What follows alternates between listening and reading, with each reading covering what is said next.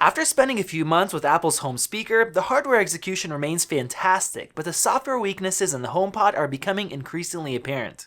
The disparity between the two have got us thinking about how we would like to see the HomePod improve. We aren't talking about a whole second generation HomePod, but improvements to Audio OS, the operating system for HomePod. WWDC, where Apple updates all of its major operating systems, is coming up very soon. The HomePod hasn't been around during past WWDC events, so it's unclear what, if anything, Apple will say, but if they do decide to announce updates for Audio OS, here's what we hope to see.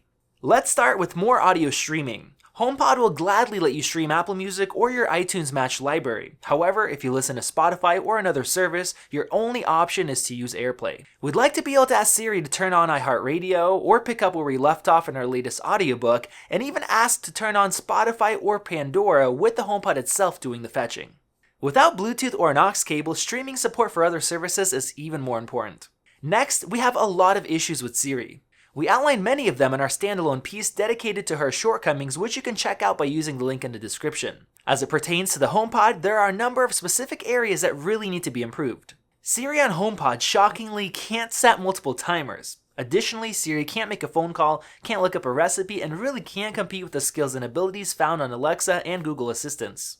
Aside from manually adjusting the EQ and the settings on your phone for AirPlay, HomePod desperately needs its own EQ settings.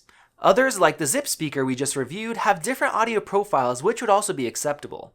HomePod does make adjustments on the fly, but it's not really sufficient for all situations. In general, we find the bass far too heavy on HomePod when listening to audiobooks or watching movies. Apple's own short-lived iPod Hi-Fi had adjustable EQ levels, and the EQ can be manually adjusted in iTunes and then streamed to the HomePod, but once again, we'd like device-specific controls rather than relying on pushing adjusted content. Multi-user support is part Siri and software and part HomePod and hardware. When somebody asks Siri to play one of their playlists, HomePod should know which user is asking. Same with adding a reminder, sending a message, or liking a song.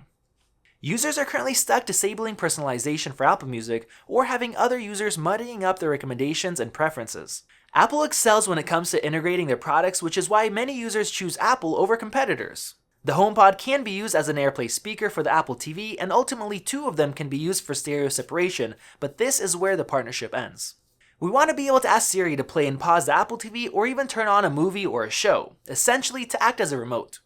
HomePod could also be used to perform other actions with Apple TV, such as opening apps or opening a live view of a HomeKit camera. Tighter integration between HomePod and Apple TV also gives customers more justification to buy them over a competing speaker or streaming device. The HomePod has much to improve on before it's as robust as Apple's other platforms. Apple baked in an A8 processor into the speaker, so it should definitely be powerful enough to meet most of our requests. We admittedly have lofty expectations, so here's hoping that Apple surprises us with Audio OS as the 5th operating system to receive a major update this year at WWDC 2018.